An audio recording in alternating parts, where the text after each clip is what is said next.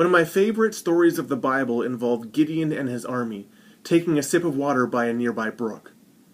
I know it doesn't seem much of a page-turner, does it? The book of Judges recounts this event.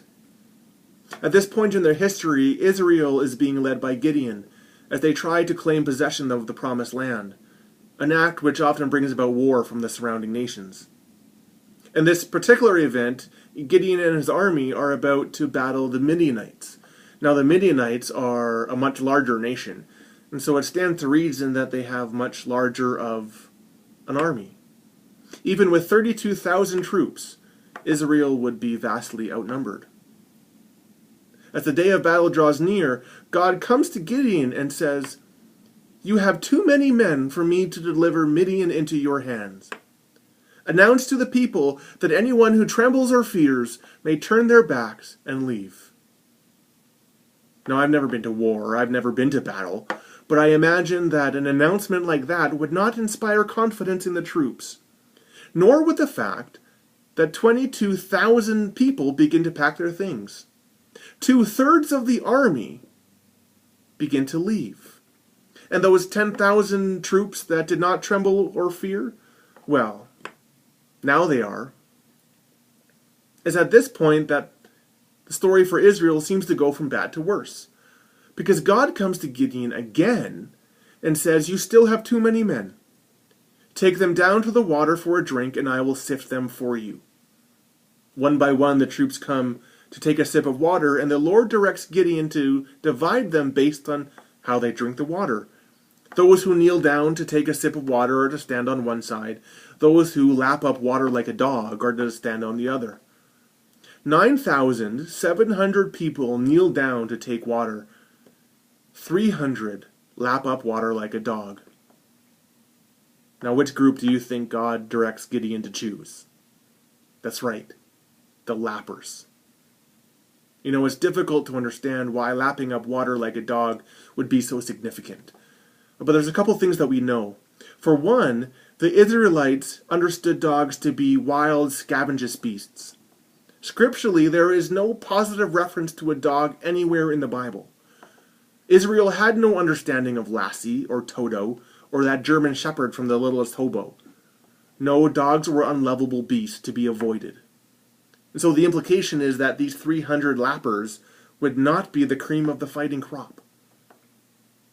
Secondly, and probably more importantly, in choosing these 300 lappers, God effectively whittles Gideon's army down by 99%. Gideon's army is now only a speck of what it was just earlier that morning. And yet, as odd as it may seem, it is now that God comes to Gideon and says, "Go down to the camp of Midian, and I am going to give it into your hands." You know, God's activity in our lives may seem hard to understand. And frankly, there are times it might seem downright ridiculous. However, God's activity is always for the purpose of having us put our honest and authentic and heartfelt trust in His strength and His precision.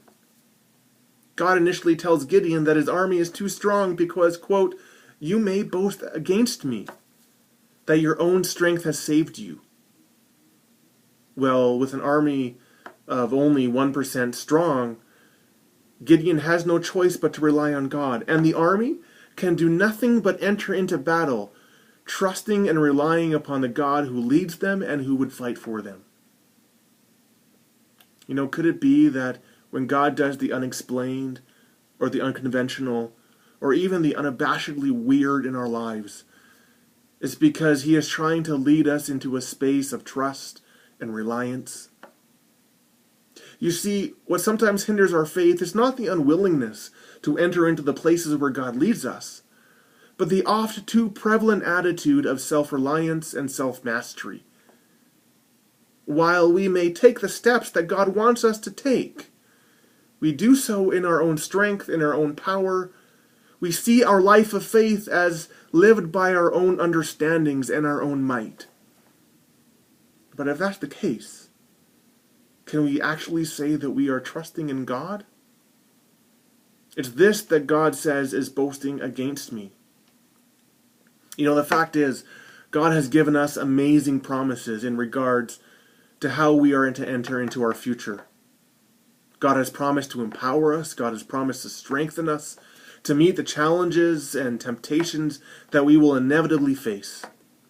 But furthermore, God has promised us that His presence will reside with us deeply and intimately as we journey in those times. Being a people of faith, then, means that we recognize our apparent, our humble need for God, and we enter into those moments in the gritty need to rest upon His presence. Instead of turning to the 32,000 reasons why we can gain the victory ourselves, we are rather to cultivate an attitude of trust and reliance when we face our own Midianites. The call of faith is not in seeking our own victory, but in trusting that God will win the victory for us.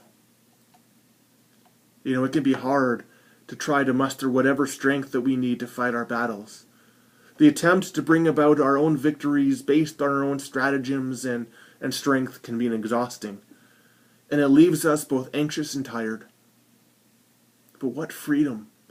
What freedom is found in allowing God to be the force of strength for us. What peace is uncovered in acknowledging our basic need for help, and what joy erupts in watching God move as God has promised. In the end, Gideon's army praises God for the victory that God secured over the Midianites.